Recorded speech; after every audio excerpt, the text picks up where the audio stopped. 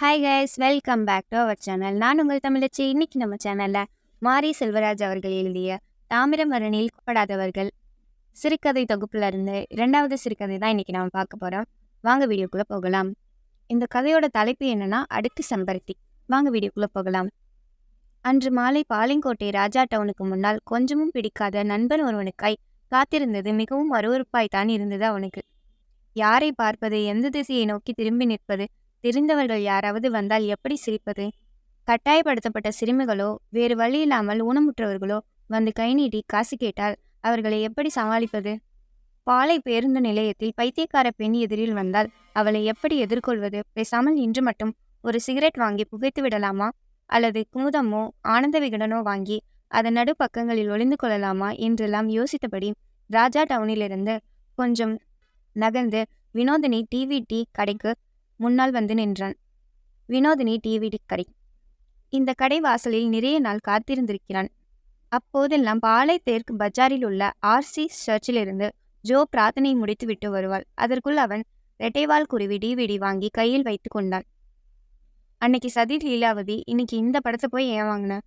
இல்லை, பாட்டு நல்லா இருக்கும், எனக்கு ரொம்ப பிடிச்ச ராஜராஜ சோழன் நான் இதில் தான் இருக்கு. அதுக்கு படத்தை வாங்குவியா? நல்லாவே இருக்காது. 2 பெண்களை ஏமாத்துற கதை, பார்க்குறதுக்கு கடுப்பாக இருக்கும். அதை வச்சுக்கிட்டு காமெடி வேற பண்ணுவாங்க. ஏன் ஜோ, உனக்கு 2 ஆம்பளைங்க ஏமாத்துற மாதிரி படம்னா பிடிக்குமா? அவ்வளவுதான். அவள் பேருந்தில் முன்வாசலில் ஏறுவாள், இவன் பேருந்தில் பின்வாசலில் ஏறுவான். அந்த பேருந்தில் ஒரு வேளை தற்செயலாக புன்னகை மன்னன் படத்திலிருந்து ஏதாவது ஒரு பாடல் எதர்ச்சியாக ஒளிபரப்பியிருந்தால் இருவரும் இறங்கும்போது ஒரே வாசலின் வழியாக இறங்குவார்கள். ஆனால் நிறைய நாட்கள் அப்படி நிகழவில்லை. ஆதலால் அவன் இப்போது அந்த வினோதினி டிவிடி கடைக்குள் செல்வதில்லை.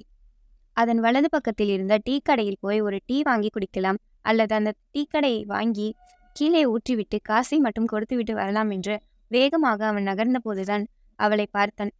பார்க்கும் யாரையும் சந்தோஷப்படுத்தும் முகல் அவளுக்கு. அதோ அவள் உடுத்தியிருந்த அந்த சிவப்பு கலர் பட்டுப்புடவையும் எப்போதும் அவள் உதட்டிலிருந்த அந்த சிரிப்பும் அவளை இன்னும் அழகாக்கியது. இதுவரையில் அவன் பார்த்த யாரோ போல் அவள் இருந்தாலும் அவளின் சிரிப்பும் அவள் கையில் இருந்த குழந்தையிடம் அவள் காட்டிய குறும்பும் அவன் நினைவை அவனுக்கு கலைத்து போடுவதாக இருந்தது. அந்த கூட்டம் நிறைந்த இடத்திலும் யாருக்கும் தெரியாமல் தன் இடுப்பை கிள்ளும் கணவனின் கைவிரல்களை திருகி தன் மூக்கின் மீது விழுந்து கிடந்த முடிக்கற்களை அவ்வளவு அழகாக அவள் தூக்கிய போது அவளது அந்த சின்ன நெற்றியின் வலதுபுறத்தில் இருந்த தழும்பை பார்த்தான் அவன். அவள் அப்படியே பத்மாவாக, அவனுடன் 11ஆம் வகுப்பில் வெறும் 20 நாட்கள் மட்டும் படித்த பத்மாவாக மாறியிருந்தாள். ஐயோ கடவுளே, அவள் அவனை பார்த்துவிடக்கூடாது. பார்த்து ஒரு சிரிப்போ ஒரு முறைப்போ அல்லது ஒரு புறக்கணிப்போ செய்துவிடக்கூடாது. அப்புறம் அவ்வளவுதான். திருச்செந்தூர் டு திருநெல்வேலி பேசஞ்சர் ரயிலில் விழுந்து அனாதை பிணமாகத்தான் அவன் சாக வேண்டியிருக்கும். வேகமாக அவன் கீழே ஊற்றிய டீக்கான காசை எடுத்து கொடுத்துவிட்டு நடக்க முயலும்போதுதான் அவன் கைகளை கண்ணாடி வளையல்கள் அணிந்த யாரோ ஒருத்தர் பிடித்து இழுத்தார்கள். அதிர்ச்சியூட்டும் விதமாக திரும்பிய போது அவனை பழிவாங்கும் கொடூர சிரிப்புடன் கை குழந்தையோடும் கணவனோடும் அவள் நின்றிருந்தாள். அவள் பத்மாவேதான். ஏய், நீ பன்னீர் தானே? மிகுந்த சந்தோஷத்தோடு என்று கேட்டார். இல்லை என்று சொல்லி தற்கொலை செய்து கொள்வதை விட ஆம் என்று சொல்லி சரணடைந்து விடலாம் என்று அவன் ஆம் என்று சொன்னதும் எங்கும் தப்பி விடாதபடி அவன் கைகளை இன்னும் நன்கு இறுக்கி பிடித்து கொண்டு ஆச்சரியமாய் கேட்டாள், எப்படிடா இருக்க என்று.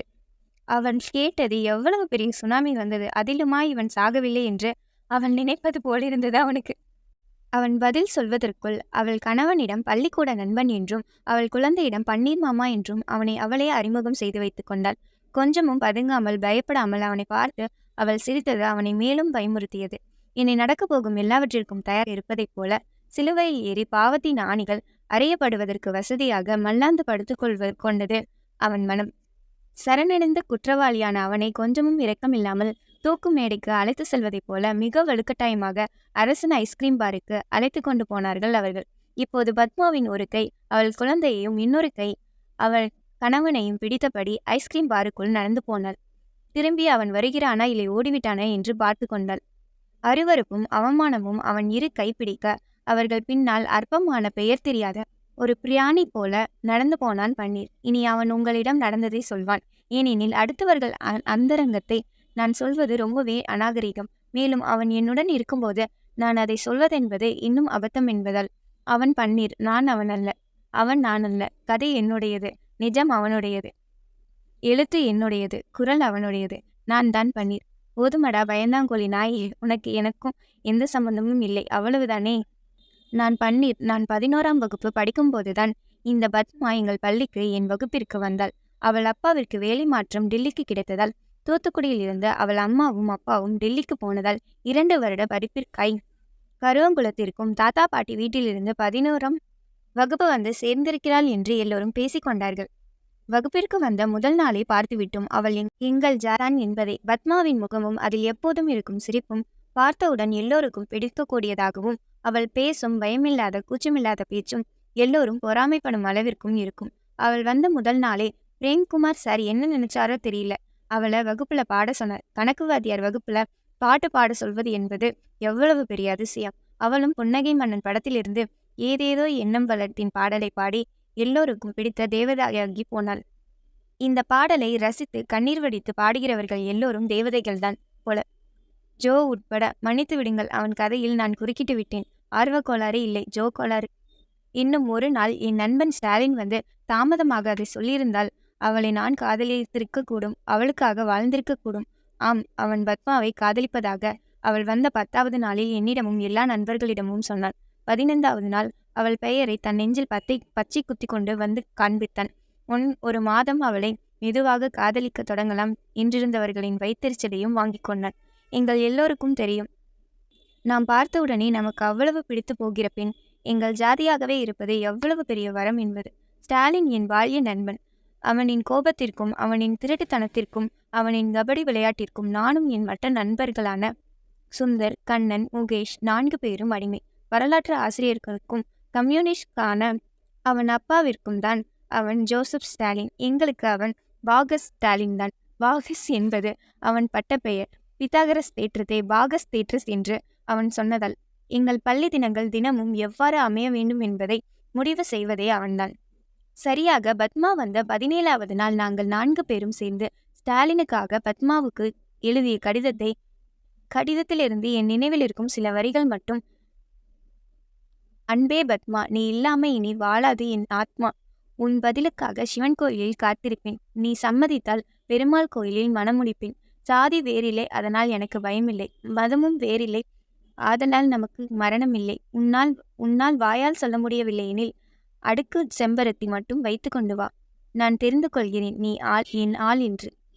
இவ்வளவுதான் என் நினைவில் இருக்கிறது. கடைசியாக இப்படிக்கு உன் ஸ்டாலின் என்று எழுதும்போது அதை இரத்தத்தால் எழுத வேண்டும் என்று ஐடியா கொடுத்தது மட்டுமல்லாமல், ஏற்கனவே கபடி போட்டியில் அவன் காலில் அடிபட்டிருந்த பொண்ணை கொஞ்சம் பீத்து அதில் வடிந்த இரத்தத்தை தொட்டு இப்படிக்கு உன் ஸ்டாலின் என்பதை இரத்தத்தில் எழுதியதும் அடியேனே. அந்த கடிதத்தை சிவன் கோயில் வாசலில் வைத்துத்தான் பத்மாவிடம் கொடுத்தான் ஸ்டாலின். அவள் அதை வாங்கி சாக்கடையில் வீசிவிட்டு போனபோது ஸ்டாலின் சிறிதும் கோபப்படாமல் எங்களிடம் வந்து கண் கலங்கியது எங்களுக்கே ஆச்சரியமாகத்தான் இருந்தது. மறுநாள் பள்ளி முடியும் போது பெருமாள் கோவில் மலையில் வைத்து அவளை மறித்து 4 பேரும் பேசுவதாக போட்ட திட்டம்தான் அவனை கொஞ்சம் சமாதானமாக்கியது. பெருமாள் கோயில் மலையில் 4 பேரும் பள்ளி முடிவதற்கு முன்னரே வந்து காத்திருந்தோம். அவள் ஒரு 6ஆம் வகுப்பு சிறுமியை துணைக்கு அழைத்து கொண்டு வந்தாள். முதலில் சுந்தர் தான் அவளை நிற்கச் சொன்னாள்.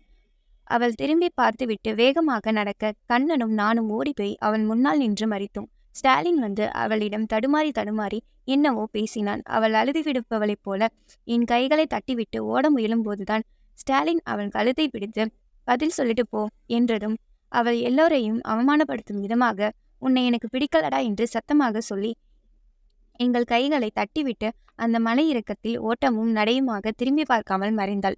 ஸ்டாலினை நாங்கள் சமாதானம் செய்யும் அளவிற்கு அவனிடம் எந்த மாற்றமும் எங்களுக்கு தெரியவில்லை.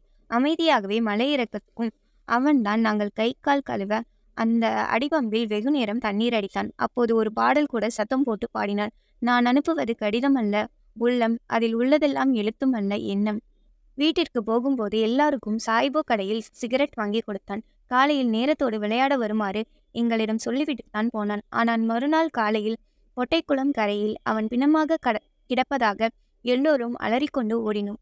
அவன் நெஞ்சில் இருந்த பத்மாவின் பெயர் தீயால் முற்றிலுமாக அழிக்கப்பட்டிருந்தது. ஆனால் ஒட்டைக்குளம் முதல் மடை முழுவதும் பத்மா பத்மா பத்மா இன்னும் நிறைய பத்மா. அப்புறம் ஒரே ஒரு இடத்தில் மட்டும் பெரிசா ஆத்மானு எழுதியிருந்துச்சு. பாக்கா ஸ்டாலின் இறந்து விட்டான். சொல்லாமல் கொள்ளாமல் போய்விட்டான். சின்ன சிக்னல் கூட காட்டாமல் சென்று விட்டான். வந்த 19ஆம் நாளில் எங்கள் வாழ்வின் பரமபதமாகி போனாள் பத்மா. ஸ்டாலினின் இறந்த 2 நாட்கள் நாங்கள் பள்ளிக்கு போகவில்லை. 3வது நாள் பத்மாவிற்கு அது 20ஆம் நாள். நாங்கள் பள்ளிக்கு போனோம். அதே பெருமாள் கோயில் மலையில் காத்திருந்தோம். நாங்கள் எழுதிய கடிதத்தை அவள் படிக்கவில்லை. கிழித்தெறிந்து விட்டாள். அந்த கிழித்த பக்கங்கள் கூட எங்களிடம்தான் இருந்தது. ஆனால் அவள் அப்படியே அதே அடுக்கு செம்பருத்தியோடு தான் வந்தாள். அவளுக்கு ஸ்டாலினின் இறந்தது தெரியுமா தெரியாதா? தெரிந்திருந்தால் எப்படி இவ்வளவு அழகாய் அடுக்கு செம்பருத்தி பூவோடு வருவாள்? ஆனால் அவளை அப்படியே அதே சிரிப்புடன் பார்த்த பின் எங்களால் சும்மா இருக்க முடியவில்லை. அன்று அவளின் அழகு கொடூரமான அழகாக மாறியிருந்தது. இந்த அழகு நாளை என்னை கொல்லக்கூடும், நாளை மறுநாள் பக்கத்தில் இருப்பவர்களையும் கொல்லக்கூடும் என்று அவர்களுக்கு தெரியும். ஏற்கனவே கூட்டிய திட்டத்தின்படி கண்ணன் அவளின் இரட்டை ஜடையில் ஒரு ஜடையை பிடித்து நிறுத்தினான். அவள் கத்தி கூச்சலிட அவளின் டிஃபன் பாக்ஸை திறந்து அந்த சாம்பார் கலந்த சாப்பாட்டை அவளின் உச்சந்தலையில் நான் தான் கொட்டினேன். அவள் ஓடிவிடாதபடி முகேஷ் அவள் கைகளை இறுக்கி பிடித்து கொண்டான். அவள் கத்த கூப்பாடு போடும்போதே கண்ணன் தன் பையில் இருந்த கத்திரிக்கோலை எடுத்து அவளின் ஒரு சடையை மட்டும் வெட்டி எடுத்தான். அவள் அலறி துடித்தாள். அந்த அடுக்கு செம்பருத்தியை நான் கையில் எடுத்து வைத்து கொண்டேன். பேனாவை கழற்றி அதிலிருந்து மையை அவளின் முகத்தில் கொட்டிவிட்டு அந்த ஜடையை தூரமாக வீசிவிட்டு ஏதோ ஒரு திசையில் தலை தெறிக்க ஓடி மறைந்தோம். அவளின் உதடுகளை மிக அருகில் பார்ப்பதற்காய் நான் தான் இந்த சம்பவத்தில் முதல் குற்றவாளி என்று கண்ணனும் முகேஷும் இப்போது என்னை குற்றம் சுமத்தி பொறாமைப்படுவார்கள். அத்தனைக்கும் காரணமான அந்த அடுக்கு செம்பருத்தியை நான் ஆற்றில் விட்டதாக நினைவிருக்கிறது. அதோடு வீட்டில் காசை திருடி கொண்டு கண்ணன் எங்கோ பயந்து ஓடி போயிட்டான். நானும் முகேஷும் ஆத்தங்கரையில் வைத்து மாட்டிக்கொண்டோம். எங்களை தலைமை ஆசிரியர் அறையில் அடைத்து வைத்தார்கள். போலீஸ் வருவதாக சொன்னார்கள். இதுதான் கதையை நான் சொல்லல. ஆனால் பத்மாவின் தாத்தா மட்டும்தான் வந்தார். ஆனால் அதற்கு முன்பாகவே எங்கள் தோல் உரிக்கப்பட்டு விட்டது. பத்மாவின் தாத்தா எங்களை பார்த்தார். குனிந்து கொண்டிருந்த என் தலையை தூக்கி பார்த்தார். அப்புறம் முகேஷை கூப்பிட்டு, உங்கள் அப்பா என்ன செய்கிறார் என்று கேட்டார். அதற்கு அவன், அப்பா டீ கடை வச்சிருக்கார் என்றான். அவ்வளவுதான். டிசியை வாங்கி கொண்டு எங்களை அம்மா அப்பாவிடம் சொல்லி கண்டித்து வையுங்கள் என்று சொல்லிவிட்டு போனார் அழுதபடி. அதன் பிறகு இன்றுதான் 10 வருடம் கழித்து பத்மாவை நான் பார்க்கிறேன். அவன் பார்க்கிறான். பன்னீர் பார்க்கிறான். இனி நான் சொல்கிறேன். பாவம் அவள். நானே சொல்லிவிடுகிறேன் இனி நடந்ததை. அவளுக்கு முன்னாலும் அவளின் சந்தோஷங்களுக்கு முன்னாலும் ஒரு ஊனமுற்றவனைப் போல அந்த குளிரூட்டப்பட்ட அறையில் அவன் அமர்ந்திருப்பதை அவள் ரசித்திருப்பார் போல. பள்ளியில் நடந்ததை பற்றி அவள் எதுவும் அவனிடம் பேசவில்லை. ஆனால் நிறைய பேசினாள். அவள் கணவன் கிருஷ்ணாவும் அவள் தலைமுடியை நாங்க அறுத்தபோது எங்கு என்ன செய்து கொண்டிருப்பார் இந்த கிருஷ்ணா? எல்லாவற்றையும் சொல்லியிருப்பாளா? சொன்னாலும் சொல்லியிருப்பாள். இப்போது எல்லோரும் திருமணம் ஆனதும் முதலிரவில் ஒருவருக்கொருவர் தன்னொழுக்கத்தின் மீதான வாக்குமூலம் கொடுத்து சத்தியம் செய்த பின்னர்தானே சங்கதியே நடக்கிறது. அவரும் என்னென்னமோ பேசினார். அவள் இடையிலேயே தன் குழந்தைங்களுக்கு முத்தம் கொடுத்தபடி இருந்தாள். அவனது எண்ணெய் தேய்க்காத தலைமயிரையும் தூய்மையில்லாத ஆடைகளையும் காலின் தேய்ந்த ரப்பர் செருப்புகளையும் அவள் கவனித்திருப்பார் போல. ஏதாவது காசு கீசு வேணுமா?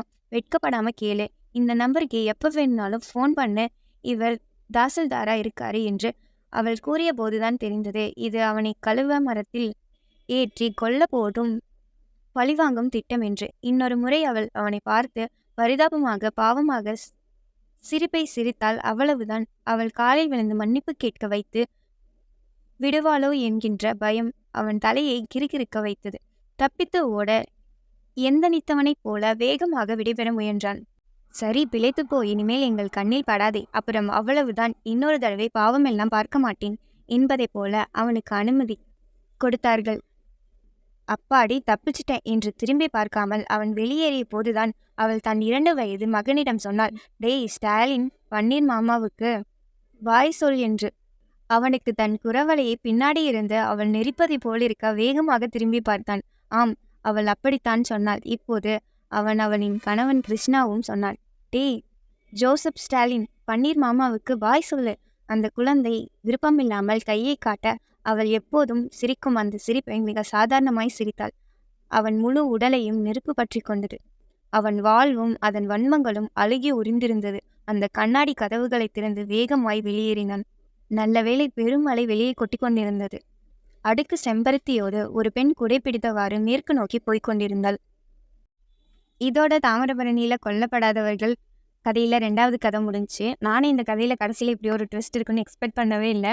அது சொல்லும்போது என் வாய்ஸ் சேஞ்ச் ஆகுறது உங்களுக்கே நல்லா தெரிஞ்சிருக்கும். நீங்களே பார்க்கும்போது அந்த ட்விஸ்ட்டை கேட்டோடனே எனக்கு ஹார்ட் பீட்லாம் தெறிக்க ஆரம்பிச்சிச்சு. உங்களுக்கு என்ன ட்விஸ்ட்டுன்னு தெரியும்னு நினைக்கிறேன். தேங்க்யூ ஃபார் வாட்சிங். இந்த வீடியோ உங்களுக்கு பிடிச்சா லைக் பண்ணுங்கள், கமெண்ட் பண்ணுங்கள், ஷேர் பண்ணுங்கள். மறக்காம தமிழ் சேனலை சப்ஸ்கிரைப் பண்ணுங்கள். நன்றி.